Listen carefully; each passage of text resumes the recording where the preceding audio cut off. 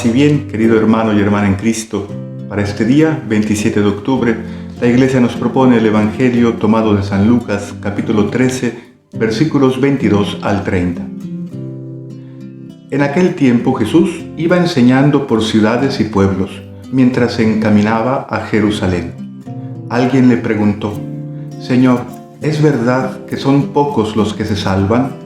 Jesús le respondió: «Esfuércense por entrar por la puerta, que es angosta, pues yo les aseguro que muchos tratarán de entrar y no podrán.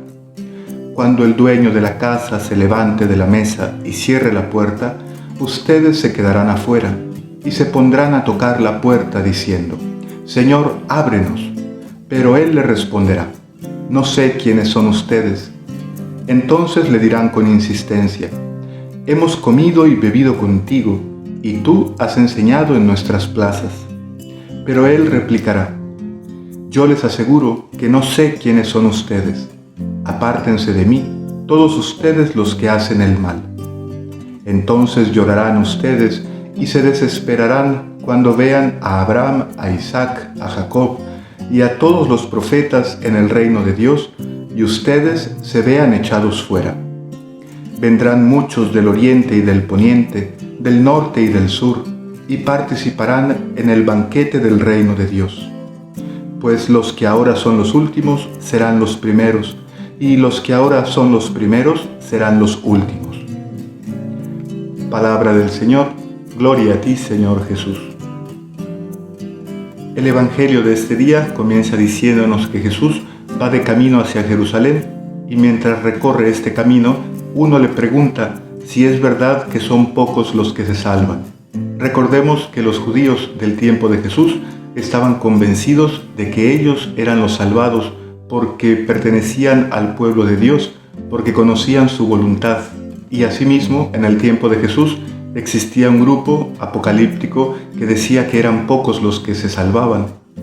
A Jesús no le preocupa decir si son pocos o son muchos, sino que lo que busca es enseñarnos el camino, porque el reino de Dios ha sido abierto para todos, pero no todos quieren entrar. Este Evangelio no debemos interpretarlo como si Jesús nos pusiera de las pruebas para ver si pasamos o no pasamos por esta puerta angosta, y tampoco quiere decirnos que se entra en el reino de Dios solamente a base de esfuerzo personal. Como escuchábamos en el día de ayer, el reino de Dios tiene que ver con lo pequeño, pero eficaz a la vez, con la transformación interior. Ciertamente, este Evangelio nos indica que en la vida hay muchos caminos que en realidad se reducen a dos: el que nos conduce a través de la puerta angosta y el que nos conduce a través de la puerta ancha. Es cierto que hay que esforzarse, porque en la vida hay que descubrir que no todo lo que nos gusta, no todo lo que aparece brillante es lo que nos conviene.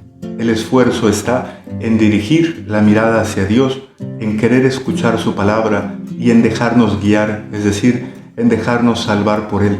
Y para ello, ciertamente, debemos ejercitar nuestra voluntad, ser dueños de nosotros mismos y buscar realizar en nuestra vida aquello que con la mente, el corazón y la fe descubrimos como el bien mayor. Pero el ejemplo sugestivo de Jesús, el de la puerta estrecha, nos sugiere pues que debemos abandonar las grandezas de este mundo, el descubrir lo que realmente nos hace grandes.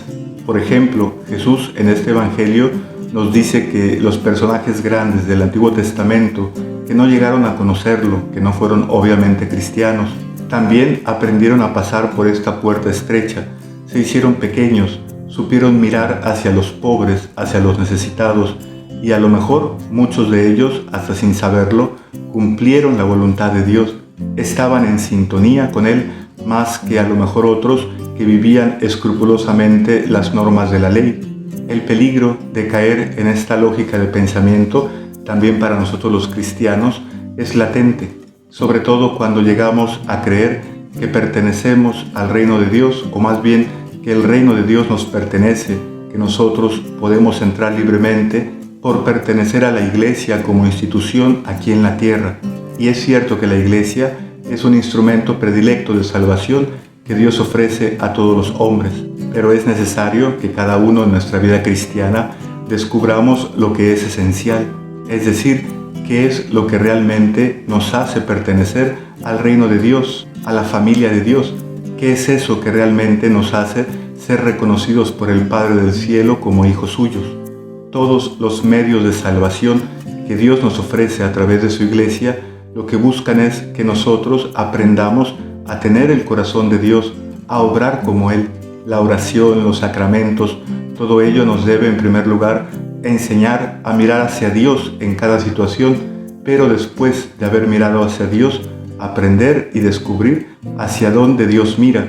Y Dios mira siempre hacia sus hijos más pequeños, más desprotegidos, aquellos que nadie vela por ellos. Por ejemplo, en el Antiguo Testamento, estos son la viuda, el huérfano, los pobres. Y nosotros hemos aprendido a mirar hacia donde Dios mira, o nos hemos mantenido simplemente mirando hacia Él, dejándonos deslumbrar por su belleza, pero sin permitirle a esta belleza divina que es Dios mismo cambiar nuestro corazón, dirigir nuestros actos, modelarnos conforme al Hijo Jesucristo, que nos reveló el amor de Dios por los pequeños, que nos dijo de parte del Padre que su voluntad es que todos se salven y que nos enseñó asimismo la igualdad entre todos los hombres. Sigue siendo una fuerte y real y clara invitación la que Jesús nos hace de aprender a reconocerlo en el rostro del que sufre y no dejarnos distraer por las bellezas de este mundo que siempre son efímeras, sino más bien en buscar poner nuestro corazón y nuestra mirada en los bienes del cielo. Si queremos ser reconocidos por Dios, por el Padre como hijos, también nosotros reconozcamos al Hijo de Dios en nuestros hermanos. Esta es la llave del reino de Dios. Cuando nos dice el Evangelio, yo les aseguro que no sé quiénes son ustedes, apártense de mí todos ustedes los que hacen el mal, entonces llorarán y se desesperarán cuando vean a Abraham, a Isaac, a Jacob y a todos los profetas en el reino de Dios y ustedes se vean echados fuera. Esta frase no significa que Dios nos vaya a castigar, sino que nos hace ver que los que no se hacen pequeños, los que no se esfuerzan por servir, por amar a los demás, ellos viven fuera del reino de Dios, ellos viven en el caos donde solamente está la lógica de vida del comprar y del vender, del aplastar a los demás y del sobresalir, del quién vale más, y así vivimos engañados. Recordemos que el Señor nos indica pues dónde se encuentra la verdadera grandeza. La grandeza no está en el que aparenta ser el más poderoso, sino en aquel que, sabiéndose poderoso, bendecido también por muchos bienes materiales, sabe mirar hacia los pequeños y no vive en la vanagloria, sino que ha reconocido lo que es más importante en esta vida, el amor, crear la nueva comunidad de los hijos de Dios y vivir conscientes, alegres, agradecidos con Dios porque puede colaborar en su obra. En realidad, pues, el Evangelio nos revela que los que se creen primeros en realidad son los últimos, y los que nosotros creíamos últimos, que no pertenecían a su reino, si saben hacerse pequeños, en realidad serán los primeros. Paz y bien, que Dios te bendiga, nos vemos mañana.